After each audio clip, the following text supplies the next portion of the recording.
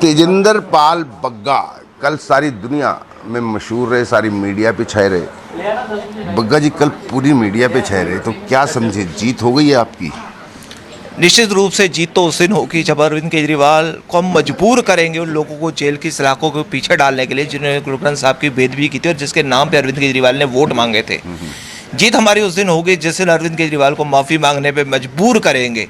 जो उन्होंने कहा था कि कश्मीरी पंडितों का नरसंहार छूटा है, ये लड़ाई हमारी जारी रहेगी। अरविंद केजरीवाल को मैं चुनौती देता हूँ, एक नहीं 100 फेयर करेंगे, तब भी इस लड़ाई को हम जारी रखेंगे। कश्मीर फाइल्स से ये पूरा मुद्दा शुरू हुआ, तो कश्मीर फाइल्स में ऐसा अरविंद केजरीवाल ने क्या कह दिया था कि इसको आपने इतना लंबा पॉलिटिकल ले लिया? नहीं, कश्मीर फाइल्स का सवाल नहीं। उन्होंने कहा कि ये जो फिल्म है ये झूठी है। आज 1947 के बाद इस देश के 70 साल के इतिहास में कोई ऐसा नरसंहार जो हिंदुओं का सबसे बड़ा नरसंहार हुआ हो और आप उसको झूठा कह देते हैं, तो निश्चित रूप से हमने उनको कहा कि आपने, क्योंकि मैं 10-12 साल 2008 से 15 साल से कश्मीरी पंडितों के हर प्रोटेस्ट में शामिल हुआ हूँ।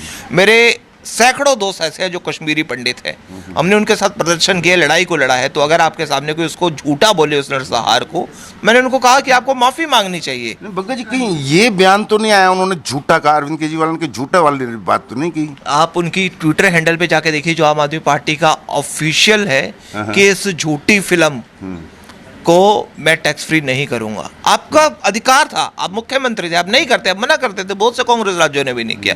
लेकिन अगर आप उस नरसंहार को झूठा कह दो तो मुझे लगता है कि शायद इससे बड़ा असंवेदनशीलता कुछ नहीं होगी। एफआईआर की बात कर लें, जो कल सारा कुछ हुआ, पंजाब पुलिस आपको लेके आई, तो बताया ये भी जा रहा है कि आपको 5-5 नोटिस पहले भेजे गए थे, लेकिन आप पंजाब पेश नहीं हुए पुलिस के सामने। जो मुझे अधिकार है उस अधिकार के रूप से मैं उनको रिटर्न में जवाब दे सकता हूँ, मेल से दे सकता हूँ, वकील के द्वारा भेज सकता हूँ, और 5 नोटिस का जवाब उनको दिया गया। 5 नोटिस पहले भेजे गए थे, लेकिन आप पंजाब पेश नहीं हुए पुलिस के सामने। जो मुझे अधिकार है उस अधिकार के रूप से मैं उनको रिटर्न में जवाब दे सकता हूँ, मेल से दे सकता हूँ, वकील के द्वारा भेज सकता हूँ, और 5 नोटिस का जवाब उनको दिया गया, जिसकी कॉपी आज मैं, क्योंकि मेरा फ़ोन मेरे पास नहीं है, पंजाब पुलिस के पास है, तो जैसे ही मैं उसको उपलब्ध तो मेरे पास होती है वकील के द्वारा, मैं वो 5 के 5 नोटिस आज मीडिया को उपलब्ध करा दूँगा। कहने का मतलब आपने नोटिस का जवाब दिया था, उसके बावजूद भी पंजाब पुलिस ने तय समय पे दिया, हर नोटिस का जवाब दिया। जिस वीडियो के ऊपर एफआईआर हुई वो भी पूरा वीडियो उनको भेजा गया कि भैया जो आपने एफआईआर की है डॉक्टरेट वीडियो के ऊपर है, ये पूरा वीडियो है, उसका जवाब भी दिया गया। क्या क्या डॉक्टरेट वीडियो थी, किस वीडियो की बात? एक चैनल के ऊपर मैंने ये कहा कि अरविंद केजरीवाल जब तक माफ़ी नहीं मांगते हम उनको जीने नहीं देंगे और तब तक प्रदर्शन जारी रखेंगे।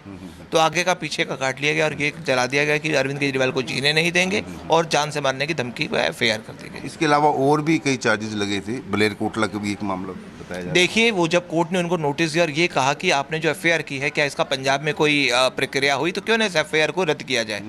तो उस एफआईआर को रद्द ना हो जाए इसलिए पंजाब पुलिस ने कई जगह फर्जी मामले और दर्ज कर दिए, और जिसमें एक मलेरकोटला के अंदर था।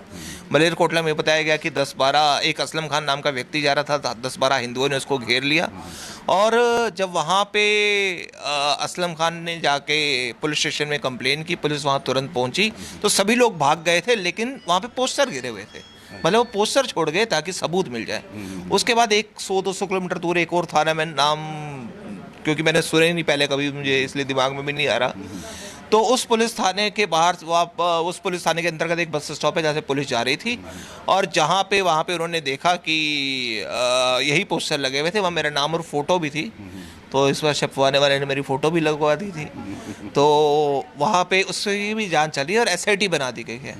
तो मुझे लगता है कि अरविंद केजरीवाल के खिलाफ बोलना एक आतंकवादी घटना है, जिस तरीके से अरविंद केजरीवाल व्यवहार कर रहे हैं। आतंकवादी घटना है, लेकिन जिस तरीके से ये पूरा का पूरा मामला हुआ कल सुबह, जिस तरीके से पूरा घटनाक्रम घटा, तो उसमें आपके, हालांकि फादर ने, और कल से ही पब्लिक डोमेन में, मीडिया में भी है कि ज़बरदस्ती आपको उठाया गया, लेकिन कहा यह जा रहा है ज़बरदस्ती नहीं, पुलिस में भी, पुलिस जो है वो यहाँ पर आई थी, उनको यहाँ पर बिठा लिया डिटेन, तब दूसरी टीम आपके घर पहुँची और आपको डिटेन किया। कोई भी पुलिसकर्मी मेरी अरेस्ट से पहले थाने नहीं गया, कोई लोकल पुलिस में एंट्री नहीं कराई, कोई मजिस्ट्रेट के सामने पेश नहीं किया, और जिस तरीके से ये 40-50 लोगों की टीम आई, ये तो पहले से निश्चित था कि किस तरीके से 15 लोग अंदर आए और मुझे उठा के डाला गया, तो जिस तरीके से किसी आतंकवादी को अंदर जेल में डाला जाता है उस तरीके से किया गया। लेकिन इससे पहले भी कोशिश की गई, मेरी आपसे पहले भी फ़ोन पर बात हुई थी, तब भी बताया जा रहा था आपको डिटेन करने के लिए, पकड़ने के लिए, हिरासत में लेने के लिए आए थे, तब भी आप नहीं मिल पाए थे। ऑर्डर दिया था कि अगर वो इन्वेस्टिगेशन में सहयोग नहीं करते हैं आप उनको नोटिस सर्व करिए, आप ऐसे सीधा अरेस्ट नहीं कर सकते हैं। और मैंने हर इन्वेस्टिगेशन जो उन्होंने की उसका पूरा कानूनी प्रक्रिया से जवाब दिया है। अब आगे क्या, आगे कहाँ जाएगी ये लड़ाई? क्योंकि ये लड़ाई अब हाई कमांड, 3 राज्यों की पुलिस और ऊपर से हाई कमांड तक सुनने में आया है कि बैकडोर से वो भी इन्वॉल्व हो गए थे। तेजेंद्र पाल बग्गा को पंजाब नहीं ले जाना देना है, तो हरियाणा में सरकार थी आप लोगों की, तो हरियाणा में रोक लिया आप लोगों को। नहीं, निश्चित रूप से पंजाब जो पुलिस है उन्होंने उनसे पूछा कि आपने लोकल थाने में इन्फॉर्म किया है, क्योंकि दिल्ली पुलिस की कंप्लेन थी हमारे यहाँ पे बिना सूचना के लोग आए और किडनैप करके ले गए, और उसके ऊपर उनसे पूछा गया और वो कोई भी डॉक्यूमेंट दिखाने में असमर्थ थे, जिसके कारण उनको वापस जाना पड़ा। कोई मारपीट हुई आपके साथ कल? यहाँ पे घर के अंदर जो उठाने में जो उन्होंने मारपीट की मेरे साथ की, पिताजी ने जब वीडियो बनाने की कोशिश की उनके साथ की, रास्ते में उन्होंने कोई मारपीट नहीं की। रास्ते में कोई मारपीट नहीं हुई। कल मेडिकल भी हुआ आपका रात को? हाँ, मेडिकल हुआ है और मेडिकल के अंदर वो सारी जो चोटें वो आई।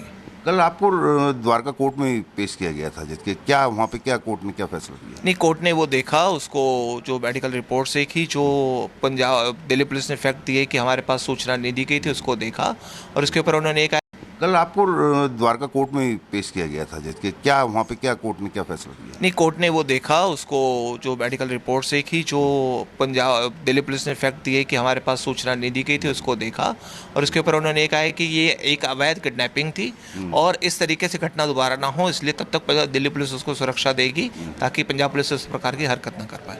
अच्छा, एक चीज़ और आखिरी सवाल, अब तक तो आप ही केजरीवाल आम आदमी पार्टी के खिलाफ लड़ रहे थे लगातार, लेकिन कल आपके पिताश्री ने, आपके फादर साहब ने, उन्होंने बहुत चैलेंज देकर कहा कि अब तक बग्गा था, अब बग्गा का बाप भी आ गया है।